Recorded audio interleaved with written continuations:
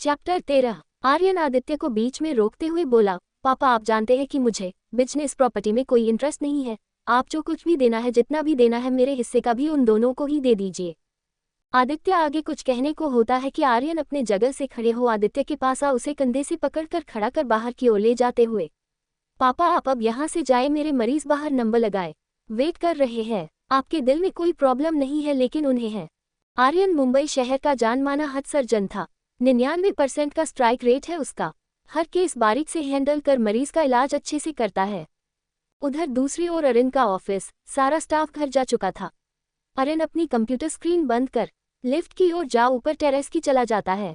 Terrace पर lift से निकल कर वो साइड में बने सिटिंग एरिया की ओर जाता है, जहां एक लड़का बैठा था जो अरिन को देख अपनी जगह से उठ अरिन की ओर आ बोला, तुम चाहते क्या हो?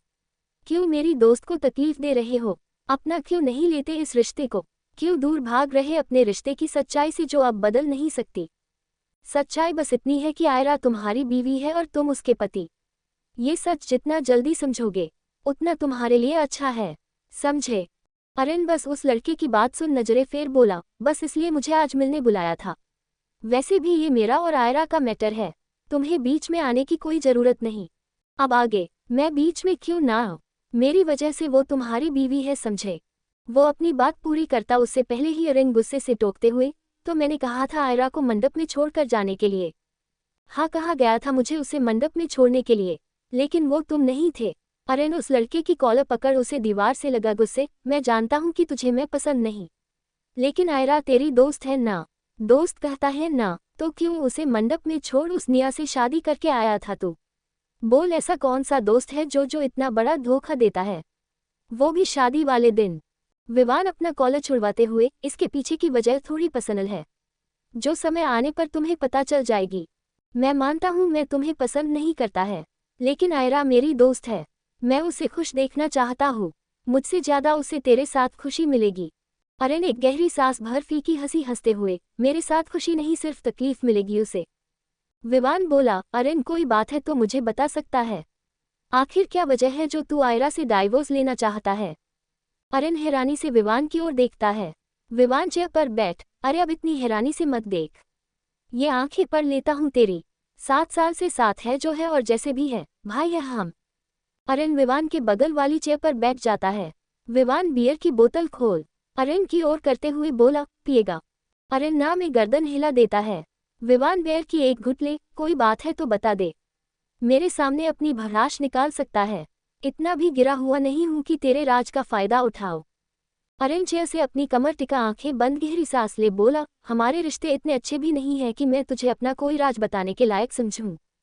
विवान थोड़ा सीरियस होते हुए बोला, देख तेरे मेरे बीच के झगड़े को साइड में रखे, मैं आज बस तुझसे एक ही सवाल पूछना चाहूंगा। मुझे नहीं पता तूने अपने 20 साल कहाँ बिताए। डैड तुझे 7 साल पहले यहाँ मुंबई लाए, उन्होंने तुम्हें बेटे होने का हक, प्रॉपर्टी, अपना नाम, सरनेम सब दिया, लेकिन तूने सब ना लेकर एक मामूली सी नौकरी क्यों मांगी? अरिन गहरी सांस छोड़ते हुए विवान की ओर देखकर बोला, ये सब तेरा है, मुझे नहीं चाहिए। विवान फीकी हंसी हंसते हुए, तुझे ये लगता है कि मैं तुझे दूंगा? तभी कियारा ताली बजाते हुए उन दोनों के पास आ बोली, तो यहाँ प्रॉपर्टी का बंटवारा करने के लिए बुलाया है, जल्दी बताओ मुझे क्या मिलेगा? विवान कियारा को टीस करते हुए, तुझे प्रॉपर्टी कौन देगा? अच्छा मोटा सा लड़का देख तेरी शादी कर देंगे। कियारा किसी छोटे बच्चे की तरह अरिन से विवान की शिकायत करते हुए, देखो ना भाई ये कैसी बकवास करता है, खुद ने तो वो बीवी ढूंढी है कमनी, अब मेरे लिए भी मोटो लड़का ढूंढने की बात कर रहे हैं। अरिन कियारा और विवान दोनों से बोला, तुम दोनों को यूं बहस ही करनी है तो मुझे क्यों बुलाया? विवान कियारा को घूरते हुए बोला, देख तेरा फेवरेट भाई कैसे फ्रस्ट्रेशन में बात कर रहा है तुझसे, बस करोगी तुम दोनों? अरिन गुस्से से बोला, अगर तुझे यही बात करनी थी तो मैं जा रहा हूँ। अरिन गुस्से में अपनी जगह से उठता है। कियारा अरिन का हाथ पकड़ अरिन को रोकते हुए, भाई कोई पार्टी में आया था जो कह रहा था कि शायद वो आपको जानता है। ये सुन अरिन का चेहरा पीला पड़ जाता है। अरिन सवाल भरी नजरों से कियारा को देख रहा था, मान लो वह आंखों में कह रहा हो, और क्या जानती हो? कियारा अपने बालों में खुजलाते हुए, उसका नाम करण सहरावत, हाँ यही नाम बताया था शायद उसने डैड को। ये सुन अरिन के चेहरे के भाव बदल जाते हैं, समझना मुश्किल हो जाता है कि वह क्या सोच रहा है। अरिन बिना कुछ कहे वहां से चला जाता है। कियारा हैरानी से अब अरिन को जाते देख बोली, अब इन्हें क्या हुआ? विवान अपने अपने कंधे उचका बियर की बोतल अपने मुंह के लगा लेता है। दूसरी ओर आयरा अपनी कार को सुनसान सड़क पर रोक आंखें बंद किए सर सीट से टिकाए अपनी पुरानी यादों में गुम थी। उसकी आंखों के सामने कुछ धुंधली सी तस्वीर घूम रही थी। कोई पानी के एक ग्लास में एक लिक्विड मिक्स कर रहा था। वो उस ग्लास को एक सर्वेंट के हाथ में थमा कर बोला, आगे तुम्हें पता है क्या करना है। ये सिर्फ आयरा को देना समझे।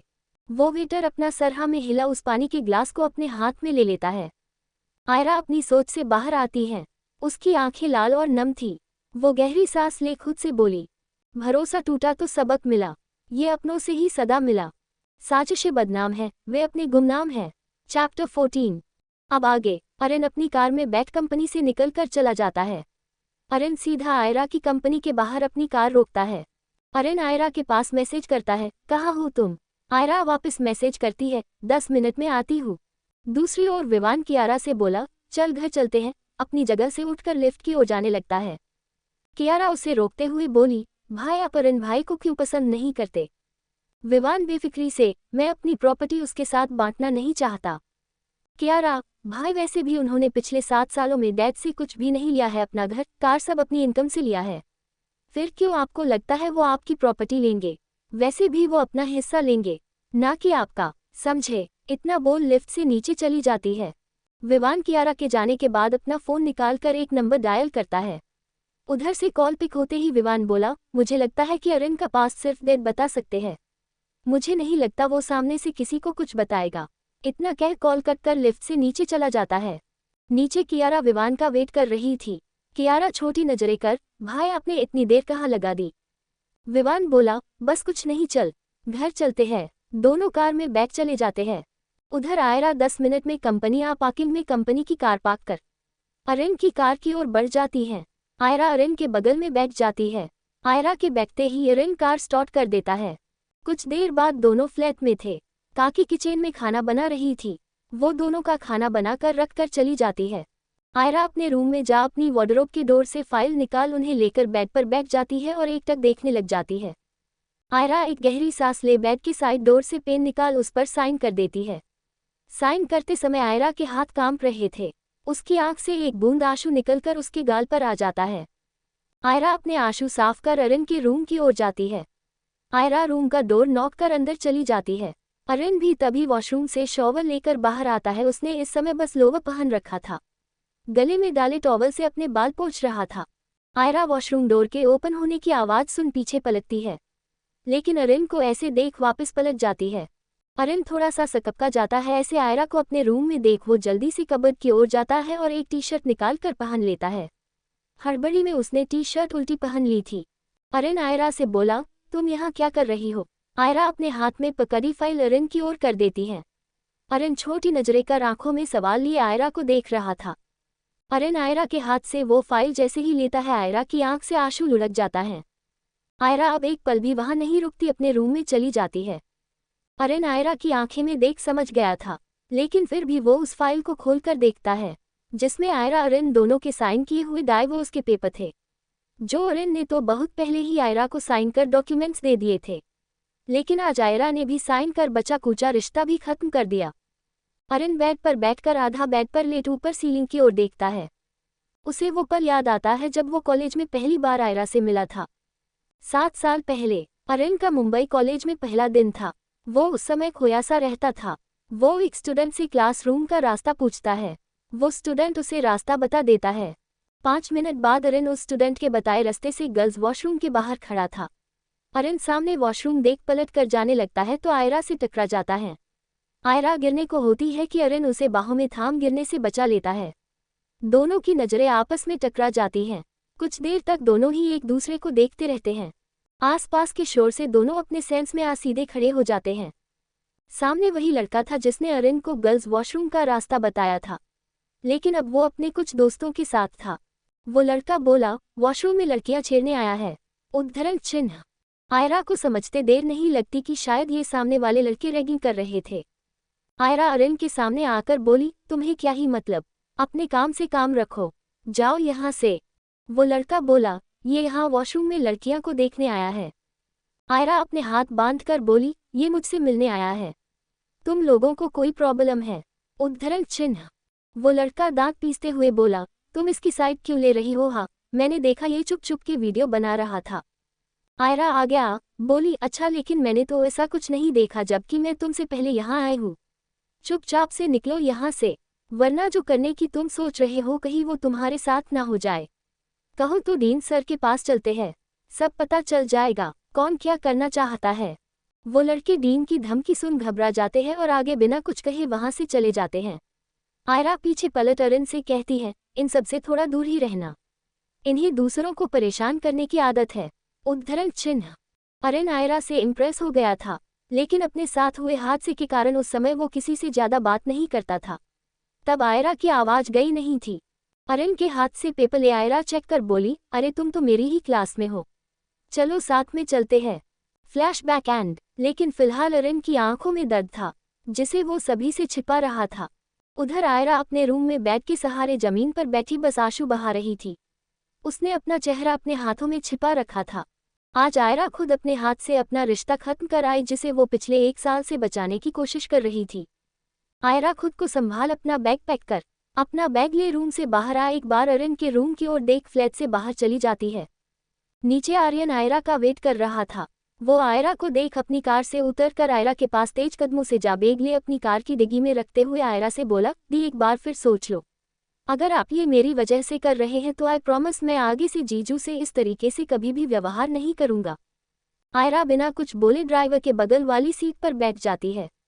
आर्यन ड्राइविंग सीट पर बैठकर कार स्टार्ट करते हुए बोला, दी एक आखिरी बार और सोच लो, शायद उसके बाद आप अपने प्यार से अलग हो जाएंगे, देखने के लिए भी तरसोंगे। उद्धरण चिन्ह। आयरा विंडो पर सर टिका बाहर की ओर देखने लगती है। आर्यन समझ जाता है कि आयरा अभी जवाब नहीं देना चाहती, वो भी आगे कुछ नहीं पूछता। करीब 20 मिनट में दोनों आर्यन के फ्लैट के बाहर खड़े थे। आर्यन अपनी बहन के दर्द को उसके चेहरे पर देख पा रहा था। आर्यन आयरा को दरवाजा खोल अंदर जाने को बोल खुद उसके पीछे पीछे उसका बैग लेकर अंदर आए। एक रूम में आयरा का सामान रख आयरा को बाजू से पकड़ बेड पर बैठाकर उसके सामने पंजों के बल बैठ उसका चेहरा अपने हाथ में थाम कर बोला, मैं आपके हर फैसले में आपके साथ हूँ। आयरा बस अपना सर हाँ में हिला देती है। Chapter 15। Aira divorce paper sign कर अरिन को देकर आर्यन के फ्लैट में रहने चली जाती है। अब आगे। अगली सुबह जब अरिन की आंख खुलती है तो वह खुद को वैसे ही आधा बेड पर और आधा नीचे सोया हुआ पाता है। अरिन की सबसे पहले साइड में रखी डाइवोर्स की फाइल पर नजर जाती है। अरिन उस फाइल को अपने लैपटॉप बैग में डाल वॉशरूम में चला जाता है। कुछ देर बाद अरिन रेडी हो रूम से बाहर आ किचन में जा काकी से पूछता है, काकी आयरा ने ब्रेकफास्ट किया? उसकी आवाज में उदासी झलक रही थी, आंखें में एक खामोशी दर्द बयां कर रही थी। काकी बोली, आयरा बिटिया घर पर नहीं है, मैंने सुबह से नहीं देखा। उनकी आवाज में उदासी झलक रही थी। अरिन किचन से निकलकर आयरा के रूम में जाता है। अरिन आयरा की अलमारी ओपन करता है, लेकिन वो खाली थी। अरिन वही बेड पर बैठ अपने सर पर हाथ रखकर बैठ जाता है। अरिन खुद भी इस फैसले से खुश नहीं था, लेकिन आयरा के प्रोटेक्शन के लिए उसे खुद से दूर कर रहा था। अरिन अपना फोन निकाल उसी लड़के के पास कॉल करता है। वो लड़का 2 ही रिंग में कॉल उठा अरिन के कुछ कहने से पहले ही बोला, भाई जी वो सब उन्हीं ने करवाया था। अरिन बोला, राज ये किसी से मत कहना कि मैंने तुम्हें कॉल किया था। राज खुद में बड़बड़ाता है, मैंने तो बड़े मालिक को सब बता दिया, इन्हें पता चलेगा तो मैं तो गया। अरिन राज का फुसफुसाना सुन बोला, क्या बोल रहे हो, अच्छे से बोल, कुछ समझ नहीं आया। राज हड़बड़ाते हुए, नहीं भाई जी कुछ नहीं, वो तो मैं खुद से बोल रहा था। अरिन कॉल कट कर देता है। अरिन अपने ऑफिस के लिए निकल जाता है। अरिन अपने डेस्क पर बैठा काम कर रहा था कि विवान उसके पास आ कुछ फाइल उसके सामने रखते हुए बोला, ये सब भी कंप्लीट कर देना, 1 घंटे बाद मीटिंग है। विवान जैसे ही वापस जाने के लिए मुड़ता है, उसकी नज़र अरिन के बैग में रखी फाइल पर जाती है। विवान अपने मन में बोला, ये फाइल इसने ऐसे छुपाकर क्यों रख रखी है, क्या होगा इसमें? विवान जानने के लिए उत्सुक था।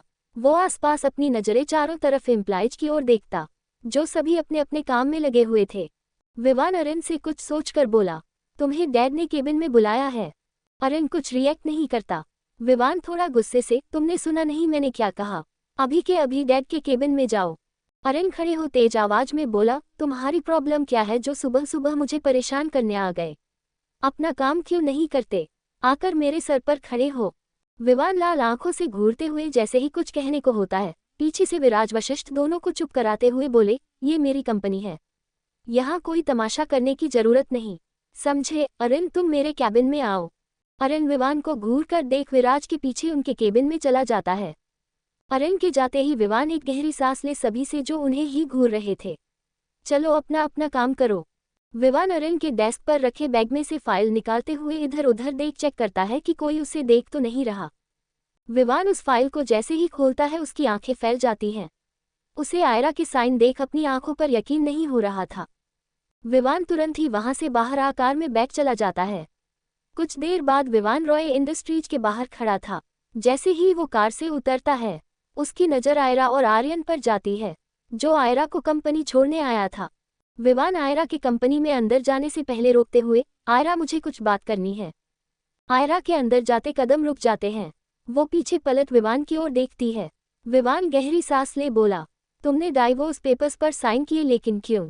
तुम ऐसा कैसे कर सकती हो? जानती भी हो तुम दोनों की शादी कैसे हुई? विवान का ये कहना ही था कि आर्यन उसकी कॉलर पकड़ उसकी कमर अपनी कार से टिकाते हुए बोला, तेरे कारण हुई थी साले। विवान बोला, अरे यार छोड़, वैसे तू रिश्ते में मेरा साला लगता है। कॉलर छुड़वाते हुए, जो आर्यन हरगिज छोड़ने के मूड में नहीं था। आर्यन लाल नजरों से विवान को देख जैसे ही अपने हाथ की मुट्ठी बना विवान को मारने को होता है। पीछे से निया की आवाज उसके कान में पड़ती है, भाई ये क्या कर रहे हैं आप? आर्यन अपने बढ़ते हाथ को रोक विवान की कॉलर छोड़ गहरी सांस भरने लगता है। निया आ गया विवान की शर्ट ठीक करते हुए बोली, तुम ठीक हो ना? विवान अपनी पलकें झपका देता है। निया आर्यन से नाराजगी गुस्से से, भाई आप ये क्या कर रहे थे? विवान मेरे हस्बैंड है, आप उन पर हाथ कैसे उठा सकते हैं? ऐसा क्या हो गया जो आप इतने गुस्से में हैं? आर्यन अपने गुस्से को दबाते हुए बोला, मैं कैसे भूल गया, गलती इस अकेले की नहीं तुम्हारी भी है। आज दी के साथ जो हो रहा है वो तुम दोनों के कारण ही हो रहा है। अगर तुम दोनों पहले सबको अपने रिलेशन के बारे में बता देते तो दी की शादी अरिन जीजू से उन हालातों में कभी नहीं होती और ना ही आज टूटने की नौबत आती। निया ये सुन गुस्से से तिलमिला उठती है। वो अपनी मुठियां कसकर अपने गुस्से को कंट्रोल करने की कोशिश करते हुए बोली, भाई इस बात को 1 साल हो गया है, ऐसी कहाँ कमी रह गई जो दी जीजू के मन में अपने लिए फीलिंग्स डेवलप नहीं कर पाई? कहीं इनका ये गूंगापन रास्ते का कांटा तो नहीं बन गया? विवान निया को अपनी ओर घुमाते हुए बोला, निया कैसी बातें कर रही हो तुम? अपना मुंह बंद नहीं रख सकती तुम? निया विवान को घूर कर देखती है। उसे अच्छा नहीं लगता कि वह आयरा के लिए बोल रहा है। विवान निया को साइड में ले जाकर समझाते हुए बोला, आर्यन के सामने आयरा के लिए ऐसे कैसे बोल सकती हो तुम? आयरा को तो तुम्हें सपोर्ट करना चाहिए, उसकी आवाज बनना चाहिए। निया अपने गुस्से को दबाते हुए बोली, विवान प्लीज मुझे ये बताए कि आप उस आयरा की इतनी साइड क्यों लेते हैं? विवान निया का हाथ पकड़ समझाते हुए, निया आयरा मेरी दोस्त है, आज हम दोनों साथ में उसी की वजह से है। निया हैरानी से, मैं कुछ समझी नहीं। विवान बोला, मैं तुम्हें बाद में समझाऊंगा, लेकिन बस मैं तुमसे ये चाहता हूँ कि तुम आयरा का साथ दो। उसे मॉरल सपोर्ट की बहुत ज़रूरत है। वो अरिन से डाइवोर्स ले रही है, कहीं ना कहीं इसकी वजह हम भी है। समझ रही हो ना मैं क्या कहना चाहता हूँ? निया को विवान की बातें समझ तो नहीं आती पर वह उसका मन रखने और भरोसा पाने के लिए हमें सर हिला देती है। उसे कहा आयरा की लाइफ से मतलब था, उसे तो बस सीईओ की पोजीशन चाहिए, चाहे उसे कुछ भी क्यों ना करना पड़े। निया पीछे पलटकर देखती है तो आर्यन आयरा को गले लगा कर खड़ा था। आयरा आर्यन से पीछे हट कंपनी के अंदर चली जाती है। निया विवान के पास से आर्यन के पास आ उसके गले लगकर बोली, सॉरी भाई, मैंने आपसे इस टोन में बात की। आर्यन निया के बालों में हाथ फेर कर बोला, निया मैं जानता हूं कि कंपनी में पोजीशन को लेकर तुम दी से कंपटीशन कर रही हो, यही एक कारण है कि मैंने बिजनेस को न चुनकर सर्जन बनना पसंद किया। क्योंकि जब भाई बहनों में कंपटीशन, पावर, पोजीशन आ जाती है ना, तब वो भाई बहन का प्यार प्यार नहीं रहता, उसमें लालच, लोभ की मिलावट आ जाती है। मैं उम्मीद करूंगा कि मेरी दोनों बहनों के प्यार के बीच ये मिलावट कभी ना आए। आर्यन निया के फॉरहेड को चूमकर अपनी कार में बैठ चला जाता है। निया बस आर्यन की बातों को सोचती रह जाती है। आगे जाने के लिए बन रही है भी बाय, मिलेंगे नेक्स्ट चैप्टर में। कहानी से जुदा सुझाव, ओपिनियन रख सकते हैं। Share, comment, like, review.